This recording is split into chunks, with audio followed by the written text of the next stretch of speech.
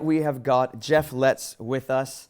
If you don't know about Jeff, Jeff is he's an elder in our church. He's one of our board members here in the UK. He has set up his own financial education business called Genistar. He's written a course that we've done as a church for the past several years called Financial Freedom, and he wants to take us through kind of an introduction to that course tonight, and hopefully generate some discussions in our group after that. And then we'll come back for a final session with Q&A. So why don't we all welcome Jeff Lestz. Thank you, buddy. Great. Well, good evening. It's good to see everybody, both here and also there in all the different connect groups. And before we get started and jump into the main material, just to let you know, tonight is really more about the sort of the practical end. And in the course that we have called Financial Freedom is actually both the biblical and also about the practical. So tonight, before we actually get started, what I'd like to do, just take a snippet, because in the course, I actually share my whole testimony. But I was born and raised in Chicago, and both my parents died when I was a kid. My father, because of financial problems, actually committed suicide when I was 5. My mother had a nervous breakdown. She died 2 years after my father. And so I was in and out of orphanages and foster homes from the time I was 7 till I was 12, and then I ran away from home and lived down the streets of Chicago until I was 15. Got into drugs and gang and all kinds of things, and then I got saved on a hippie commune when I was 15 years old. And you know, my life just changed. I went back to high school, went on to university, and then I ended up really just kind of wondering, you know, what was my calling in life, and I ended up getting into finance. And it's interesting because maths were my worst subject, but when there was a dollar sign in front of it, it kind of took on a whole new meaning. And I ended up really just not only understanding practically what to do with your money, but also biblically, you know, I really wanted to know, what does the Bible actually say about money?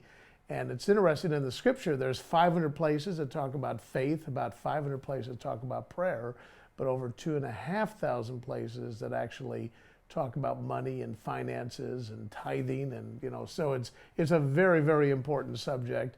And I think all of you would agree that money kind of dominates our life, whether it's how much you make or how much you pay for your rent or your utilities or whatever else it might be. Money and finance is something that we have to deal with every day. And it's amazing when you think we go through some 18,000 hours of education from the time that you're just a toddler until you get through your A levels and GCSEs, not even talking about university.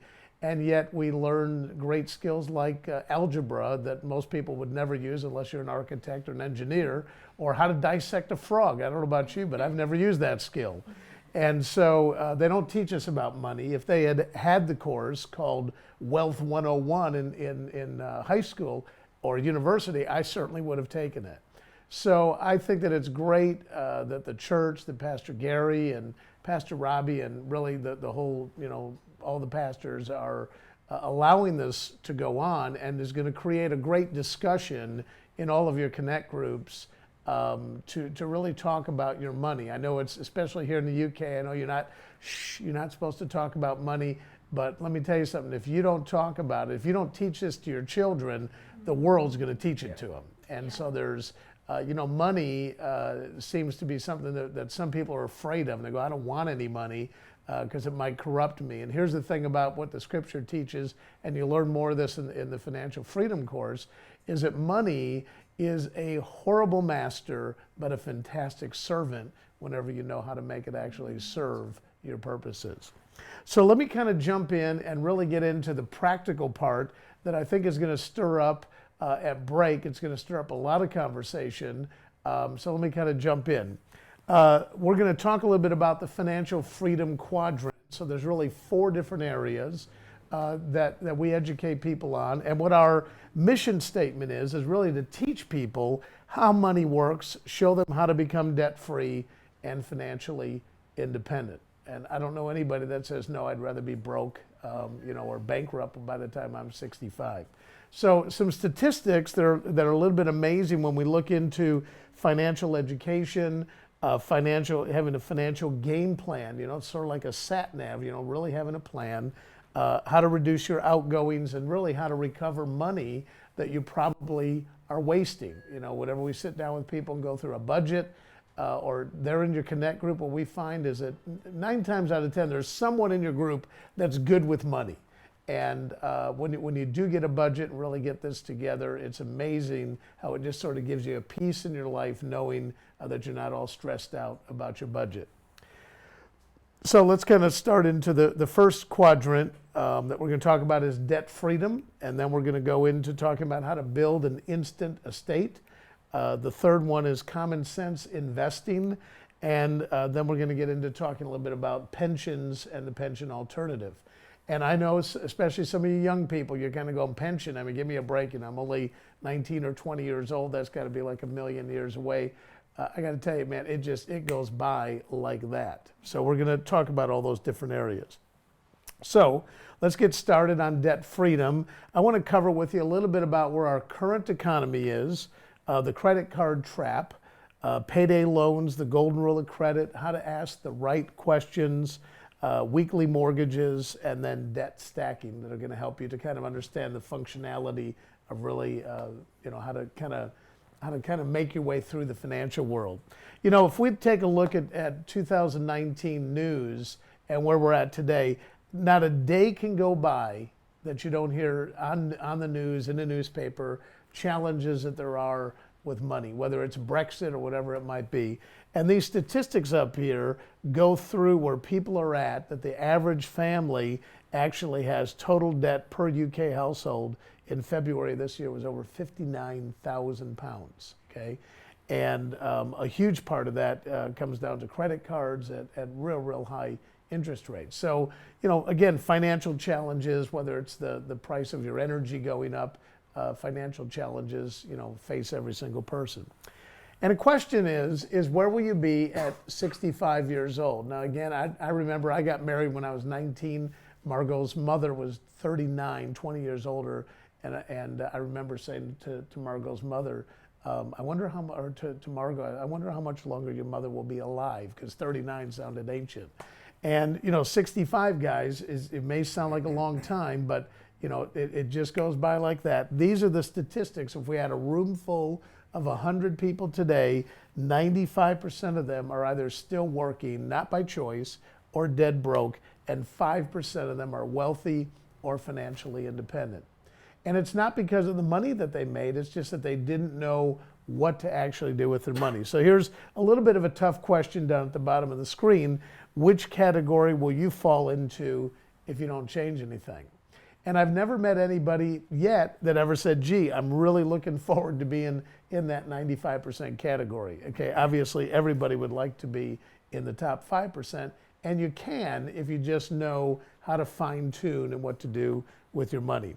Well, these are the problems that face us. Redundancies are up, VAT is up, university fees are up, gas and electricity, interest rates, eventually they have to go up. I don't, unless they're going to start paying us.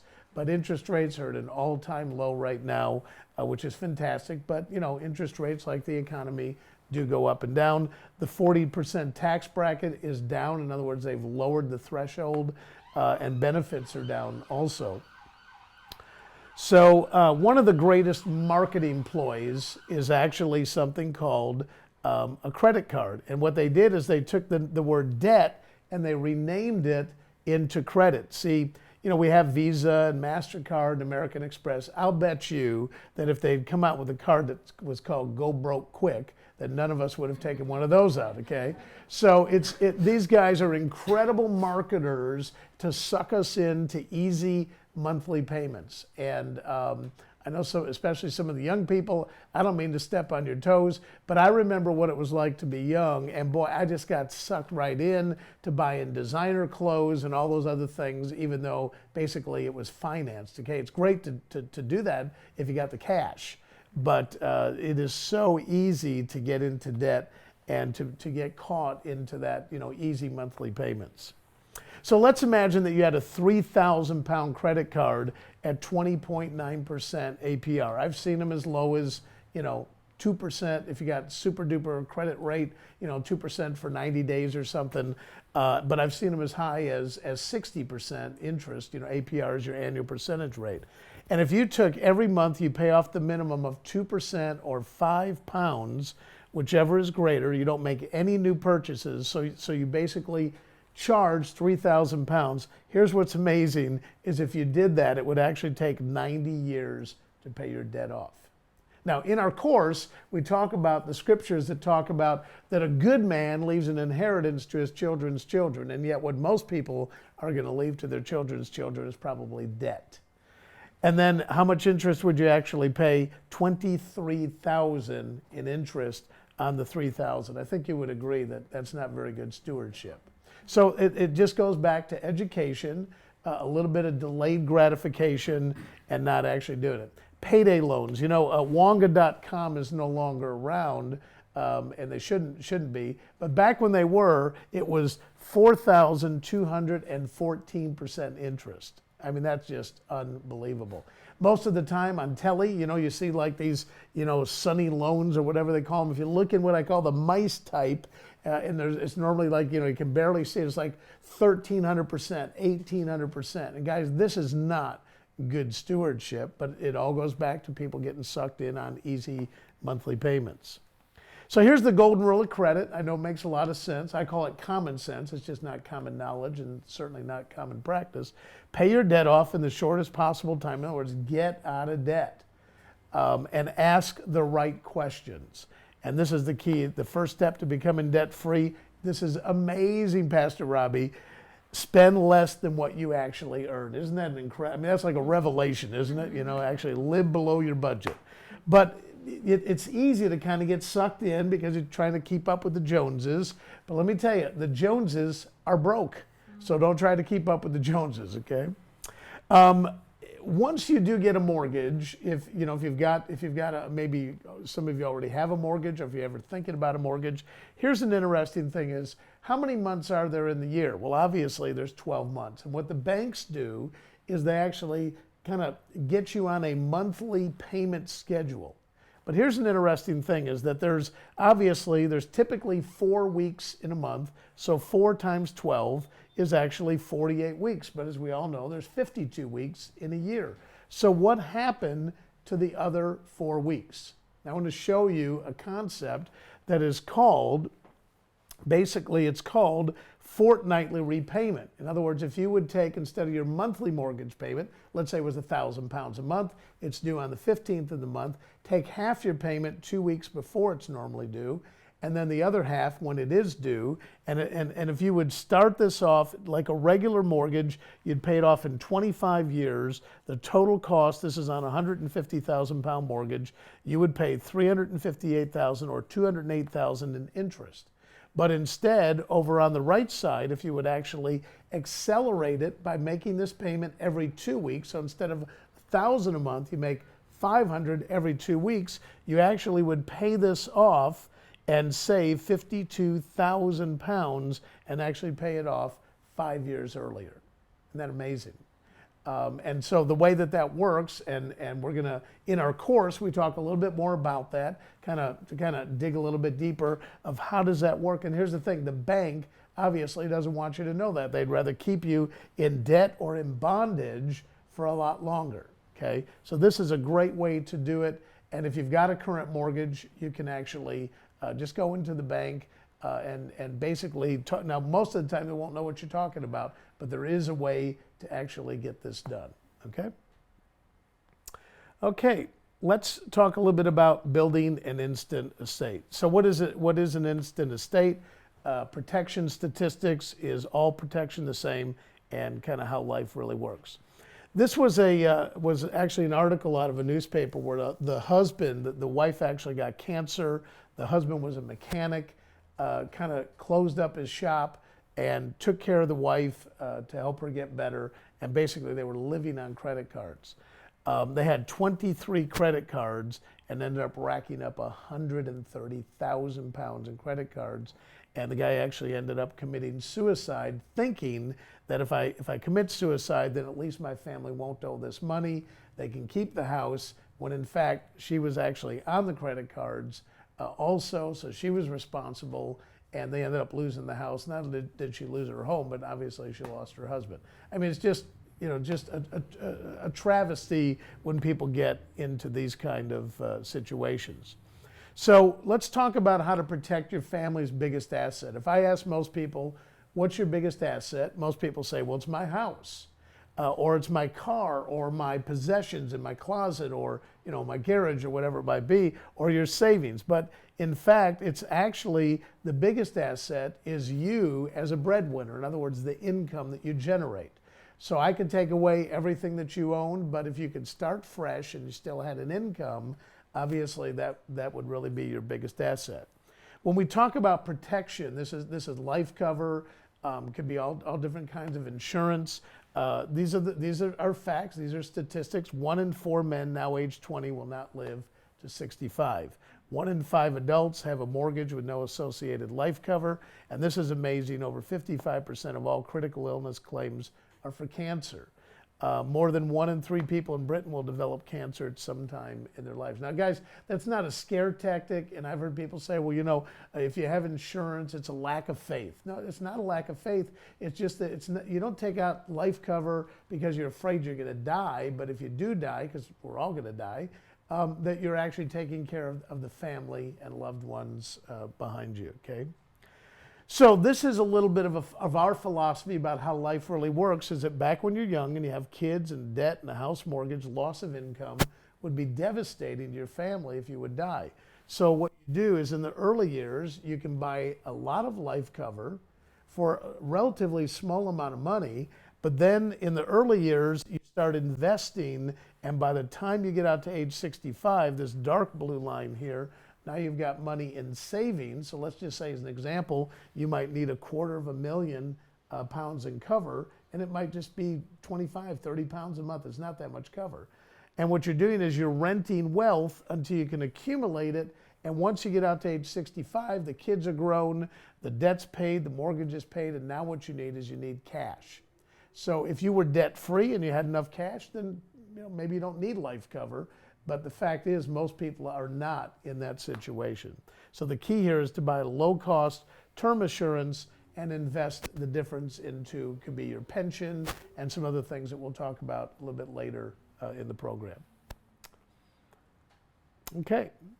By the way, while we're going through this, you might want to just have a piece of paper and jot down any notes that you might have, because when we come back after break, we are going to go through some Q&A with Pastor Robbie.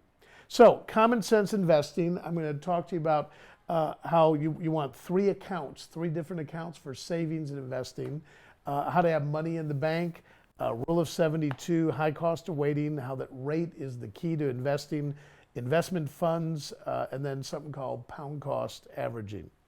So I like to call this the 10-10-10-70 principle, which is that the first 10% you tithe.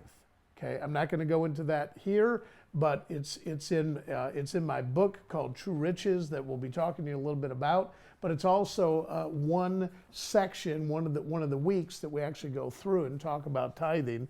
The next 10% you save, and the next 10% you invest, and then you learn how to live on the 70%. When I first saw this 38 years ago, I remember thinking I'll never get to that point, and I wasn't at that point early on, but I was able to skate to where that was, and within a few relatively short period of time, within a year, I was able to get to that point. So let's talk about the 3 savings plans. Number 1 is an emergency fund.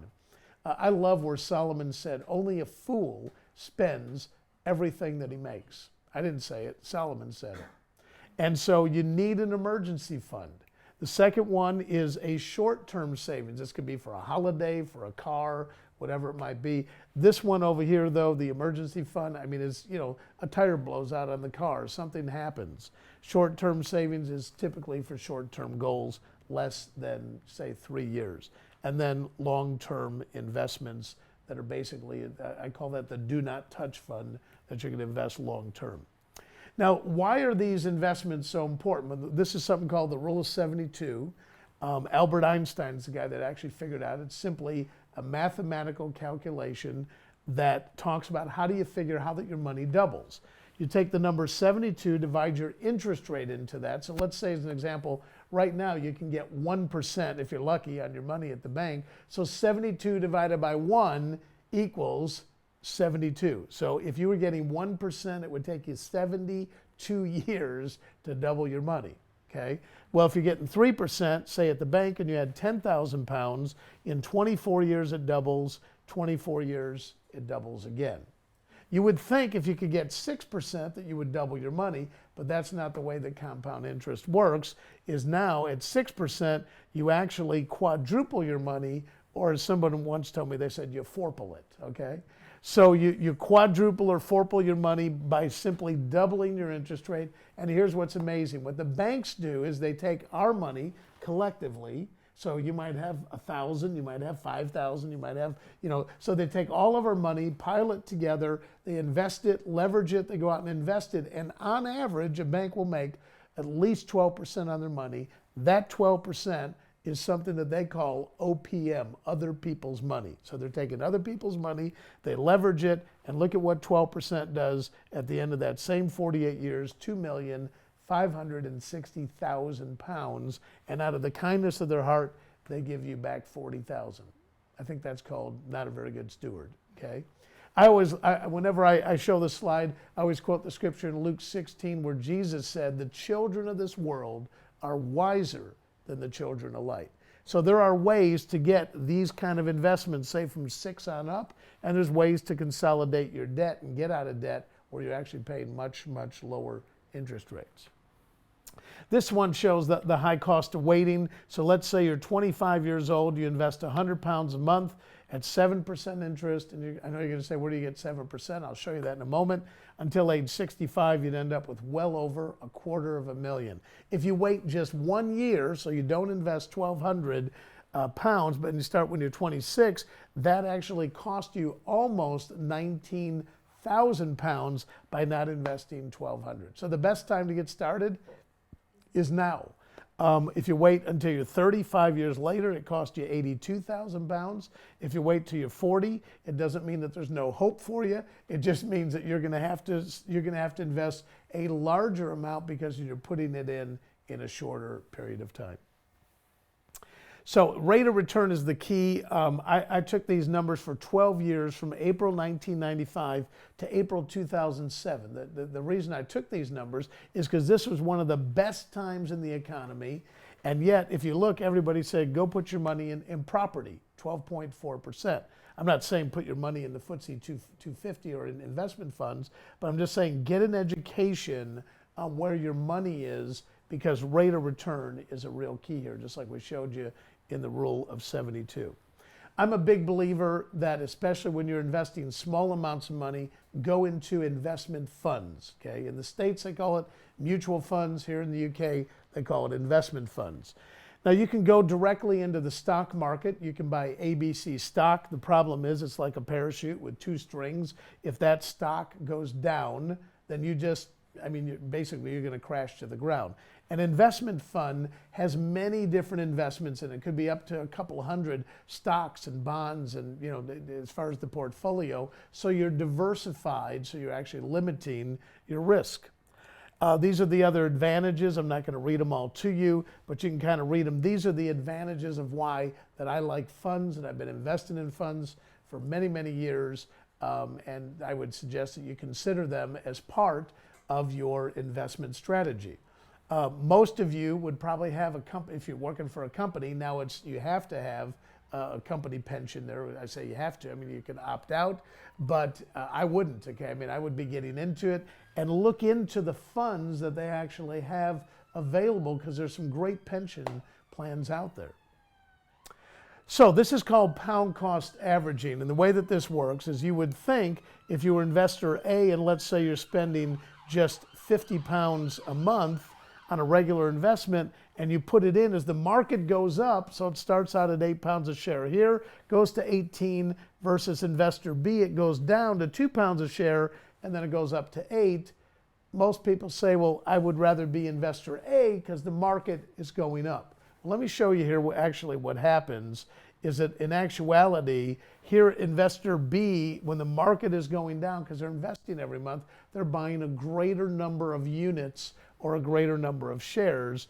And actually what happens is investor A, your investment grew to 448 pounds when the market went down, and then only back up to where it originally was is 613 pounds. So this goes back again to education, getting the knowledge of how these investment funds actually work.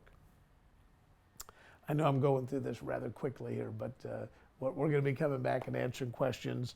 And I'll talk a little bit more about some of the material that we're going to be giving you in the Financial Freedom course, totally free of charge. Okay? Everybody likes free, right? Okay, so the pension alternative. What's your retirement plan? There's state pension, there's property, there's investing, there's passive income.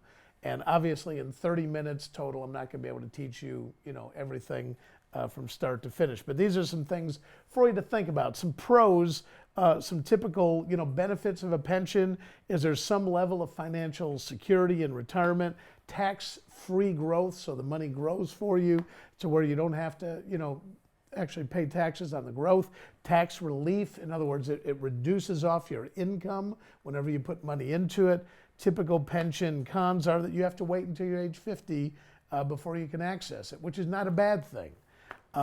Taxed on the income once you start pulling it out, and there's a limited percentage of funds, fund pays an actual income.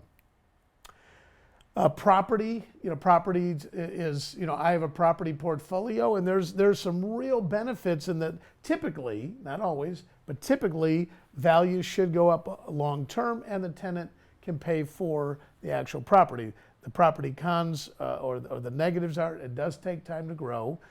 Possible tenancy issues, not easy to release equity, maintenance responsibilities, and there are down markets. Okay, so you have to really know what you're doing, study the market, don't just jump into it and really, just kind of get a handle on the actual market. Here's some options, for retirement income, and I'm using 1,000 pounds a month. I know that you couldn't live very comfortable on that, but let's just say that you had 200,000 pounds in cash. And you could get, let's say it's a property, and you get 6% return on that and get 12,000 pounds a year on income. So you could do that way, or you could build your own business and maybe have a residual income coming off of that or property. Okay, and obviously, to build that, to be able to build your own business, obviously takes some real time. So here's a closing thought: is how close are you to your goals? Now, what I find is that most people don't actually have their goals written down, which amazes me. And so one of the first challenges I would give you is, and this is scriptural, Habakkuk said, write the vision and make it plain. That just doesn't go for the Word of God. That goes for your own personal life. Where do you want to be? David said in the book of Psalms, he said, delight yourself in the Lord and He'll give you the desires of your heart. Well, if you don't know what it is that you want, neither does God, okay? So you need to know where you're wanting to go down the road for the next 5, 10, 15, 20 years down the road. Now, are they achievable if you keep doing the same thing? All of us have heard the definition of insanity, continuing to do the same thing over and over and expect different results. So something's got to give. And of course, it's up to us to really change our circumstances. So here's kind of your next steps. As far as where do you go from here, and we'll talk a little bit more about this at break, okay? Number one is really, guys, go through the Financial Freedom course, okay? We did this for your benefit. It covers the biblical and the practical, and it opens up just this whole array of questions and knowledge and education. One of my favorite scriptures is, as my people perish for lack of knowledge. Go through the course. It's 5 weeks. You're coming to a connect group. There's all your best friends.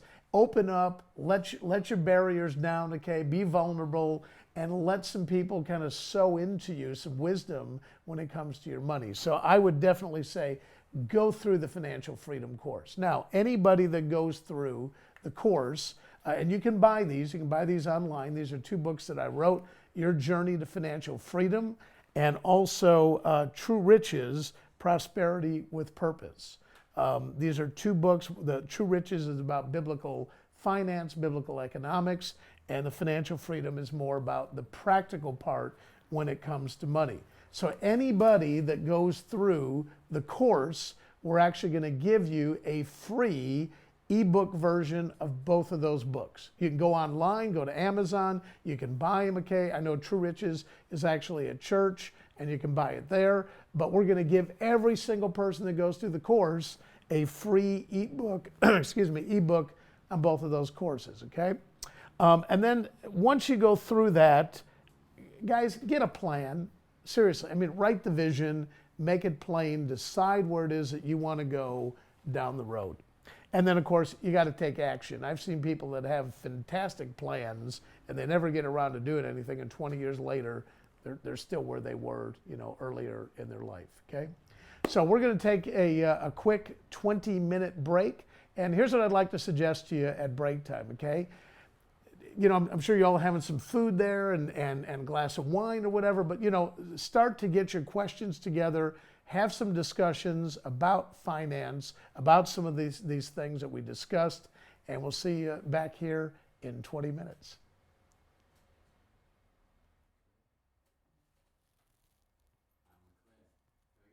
Great. Well done.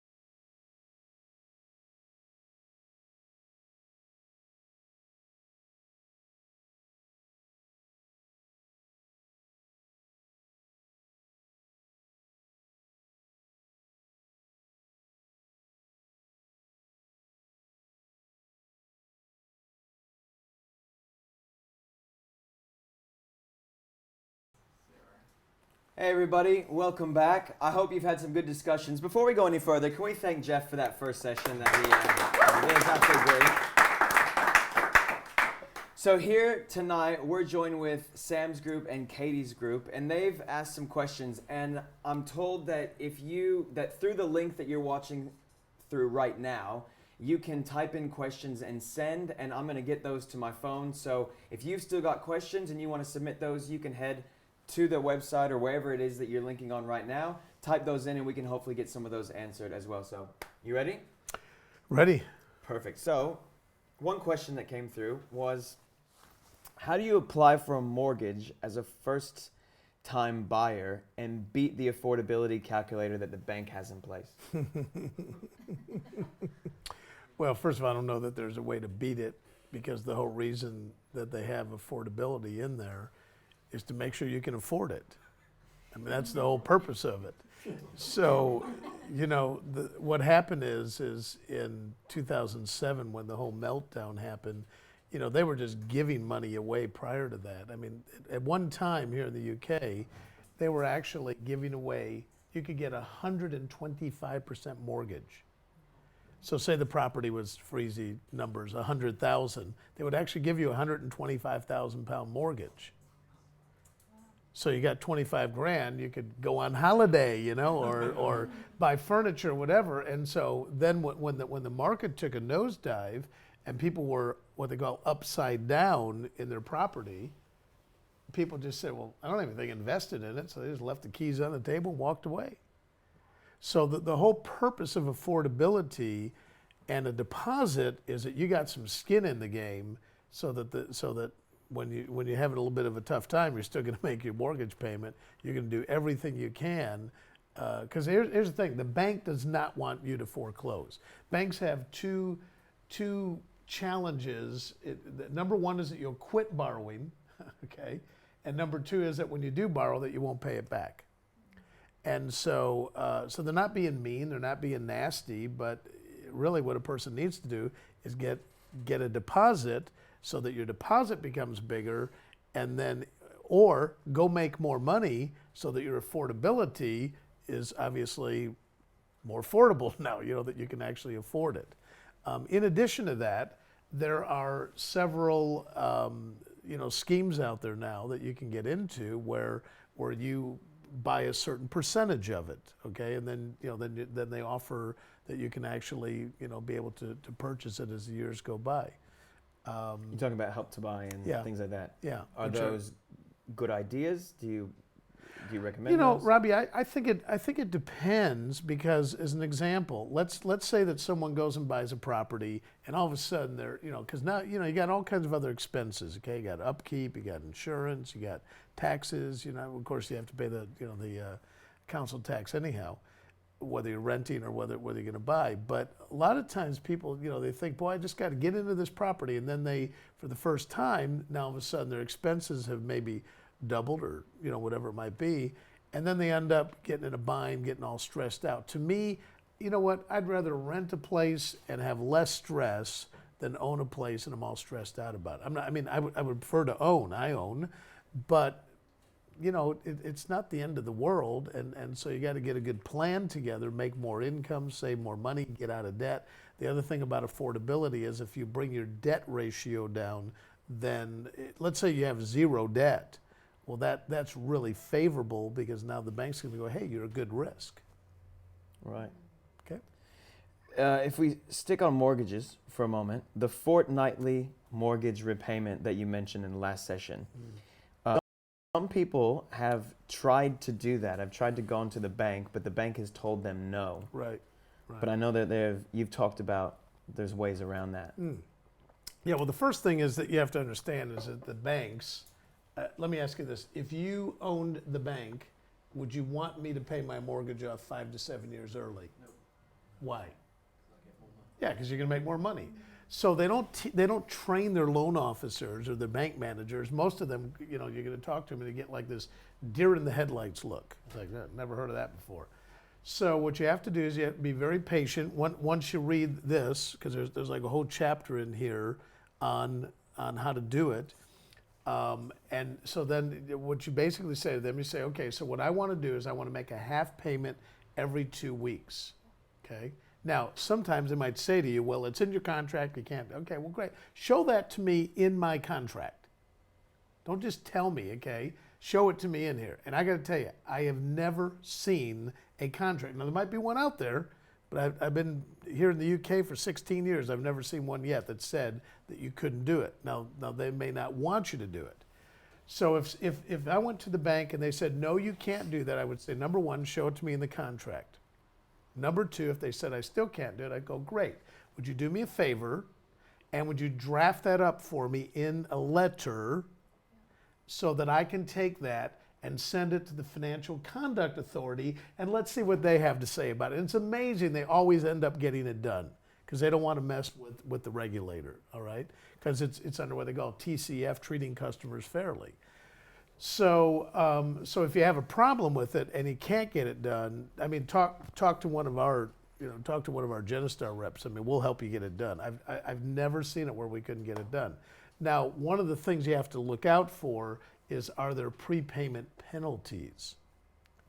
So it's not just go do it, because most mortgages, again, every contract's different, but most mortgages, you have a 10% overpayment that you're allowed up to 10%. So you just have to make sure that you don't go over that overpayment. Right. Okay. It's amazing how that, if they would just, we've actually been to banks. I own a mortgage company, and I've actually sat down with banks and said, look, why don't we design a mortgage product that from day one, when someone starts, it just gets set up on a fortnightly payment? And they're like, well, why would we want to do that? I mean, that means we're not going to make as much money. Well, because, stupid, it's like really good for people. And the average mortgage that people keep with a bank is only 3 years anyhow, because it typically is on an adjustable rate. And every 2 or 3 years, what do? You go shopping for the best rate. So if they would do that from day one, they would end up locking a client in for probably 18 to 20 years. But again, it's insane, because it boils down to greed. Is really what it boils down to. We had someone say that, so staying on that with housing, that he and his wife bought their first house and now they're able to save £2,000 a month. The question was, with that money now, what should we do with it? Should we invest in an investment fund or make early repayments? Okay. So you're going to love my answer. It depends. It really, I mean, there's so many factors, because every person is in a different situation. All right. But most people, let's just say as an example, on average, a mortgage right now, you can get mortgage money for probably somewhere between 2 to 4%, depending on, is it buy to let, is it residential, how much of a deposit do you have? Okay. What's your credit rating, all that type of thing. So let's just say it's at 4% interest, okay, which is actually pretty high right now in this market. And let's say that you could take the money, that £2,000, and go put it into an investment fund that might be making, let's just say over a long period of time, because your mortgage is over a long period of time, let's say it's making 7. Okay? Well, you tell me, if you can invest your money at 7 and you only have to pay 4, why would you want to pay the 4 off early? I'd rather go invest my money at 7, all right? So in addition to that, if you can put the money into a pension fund, the pension money is now deductible off of your income. So let's just say, I'm just using these numbers, let's say you're making $100,000 a year and you can put in $24,000. The $24,000 that you put in now, your adjusted income is now down to, what would that be, £76,000. So you just avoided the taxes on 24 grand, plus it's growing tax deferred, and many pension plans will match funds that you actually put in. Well, if you could put £1 in and your company matches it with £1 or even 50p, let's say it was 1, that's 100% return. I don't care if you made any interest on your money. That's a pretty good return. Does that make sense? Mm-hmm. So it's not just a plain and simple answer. Every situation is different. In addition to that, let's say that you could go buy a buy-to-let property. And so you've got some money, you want to save up this $2 grand a month for the next 24 months. Now you got 24 grand. to be able to put down as a deposit. I mean, it wouldn't buy it.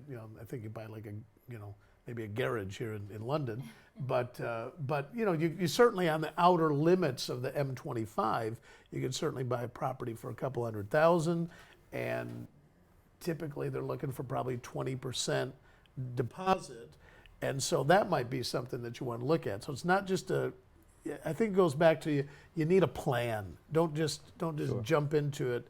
And like Margot and I, we own some properties. We have them set up on fortnightly payments. And then what we do is, in our case, is whenever the rents come in, maybe the rent is $1,000 a month, but our interest only is only like $400 a month. So what we do is we take the extra $600, we don't need it, so we just put the $600 right on top of the mortgage and treat it like it was actually our HR department handles all that stuff for me. So whenever, I'm just telling you what I do personally is whenever my contribution goes up and the company's gonna match it, I go ahead and put the maximum in because I'm saving money on income tax. Plus there are investment funds inside your pension fund, so you can invest just like I was showing a little earlier, how that the markets will go up and down, okay? And you might say, well, which fund should I go into? Well, it depends. It depends on what your risk tolerance is. Depends years. How much money do you currently have saved? Because you don't want to put the money in if you're planning on trying to pull it out. I'm going to use the money for a car. Don't in 2 years. No, don't put the money in there. So that's why it really depends, Robbie. About you need a plan.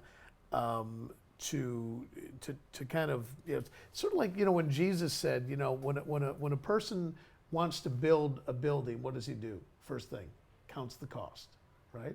Gets with an architect and you draw the plans up and you go, this is what it's going to cost. And Jesus says, lest if you don't count the cost, you start the building and you get in the middle of it and you go, well, I don't have enough money to afford it. And it's the same thing with your financial plan. You just really need to have a clear strategy of where you're going. Great. We had somebody write in who's watching now in one of their groups saying, can you advise on how to increase a credit score to make getting a mortgage easier? Can credit cards do this? Yeah. So basically, I have a friend of mine that recently came to me and he said, I've been to the bank to try to borrow money and we have no debt. We've actually been living debt free for 10 years and they won't loan me anything because I don't have a credit rating, which is kind of crazy. Yeah. And so it's on your card.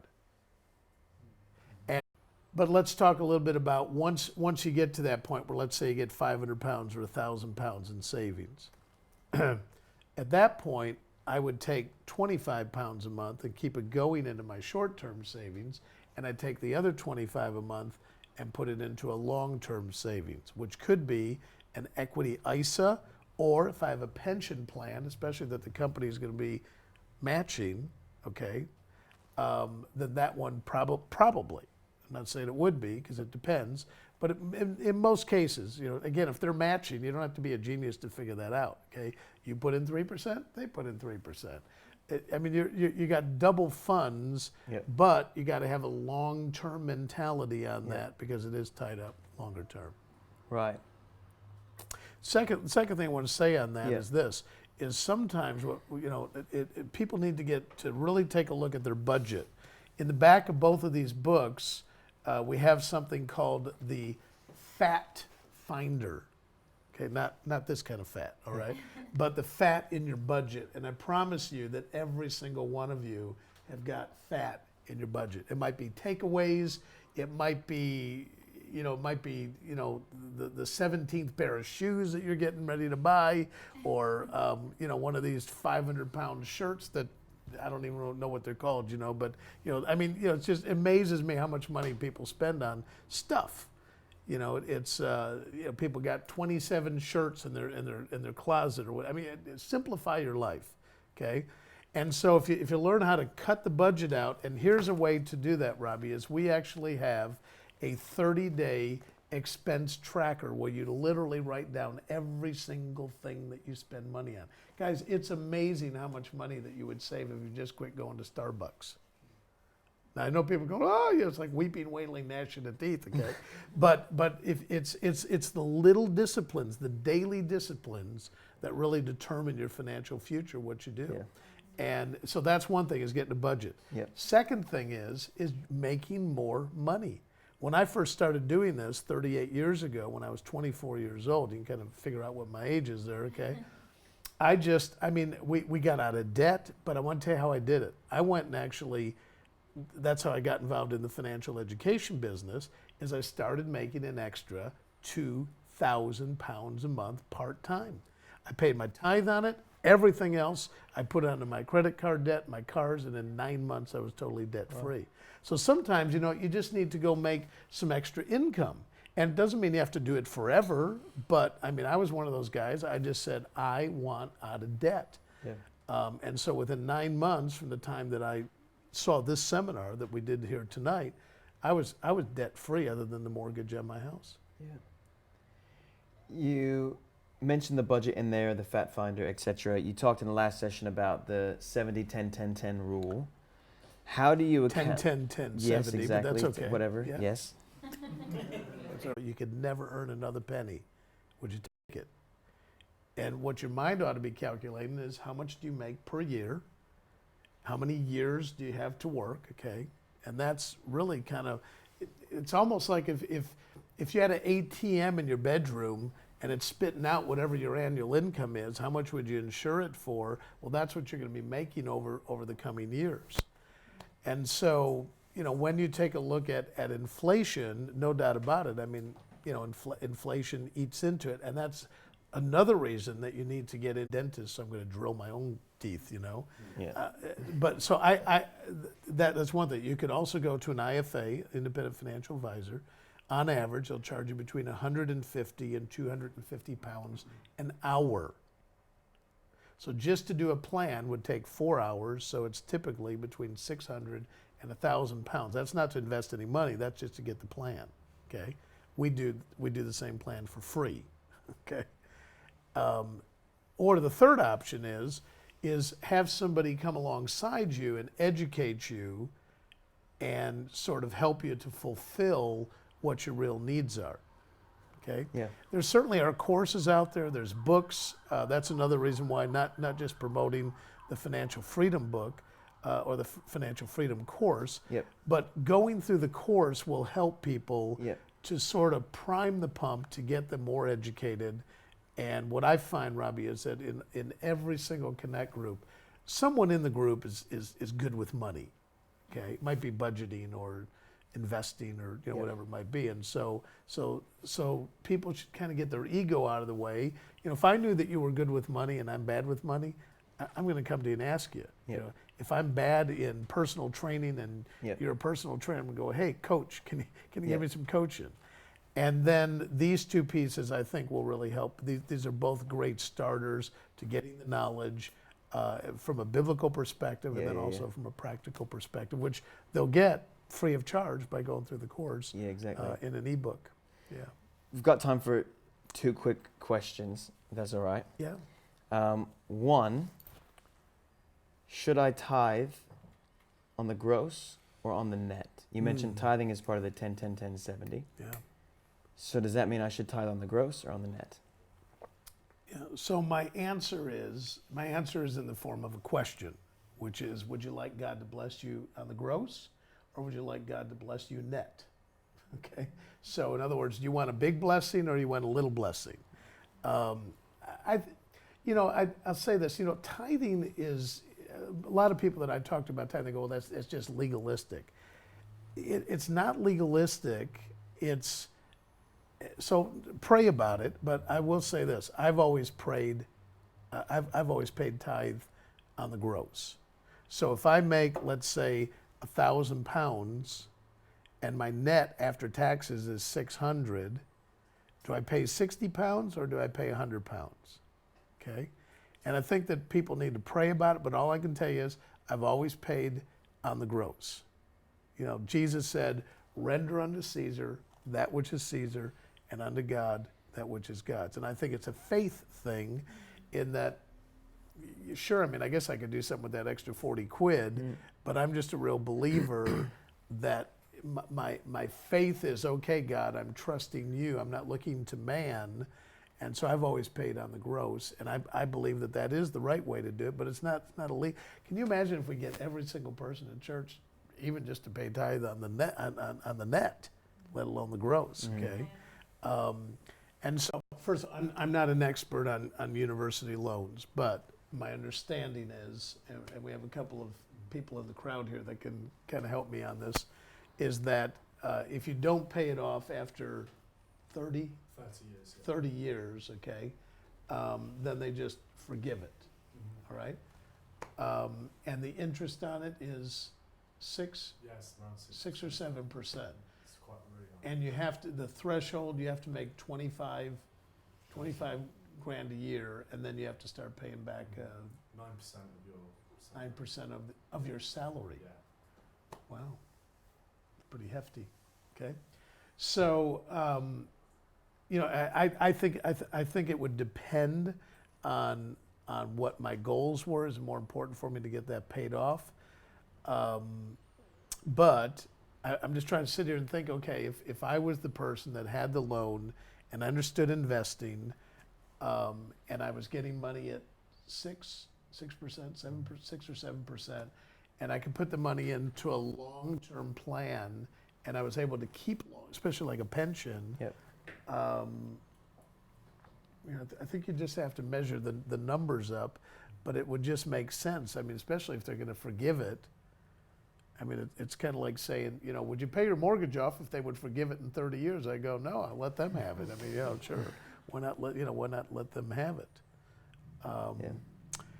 So yeah, and again, the key is that, you know, to invest your money in property or a pension or whatever else it might be, and you should be able to match or potentially make more than what you're paying on that loan. Yeah, fantastic. Yeah. Well, thank you so much for being here. Can we give a round of applause for Jeff?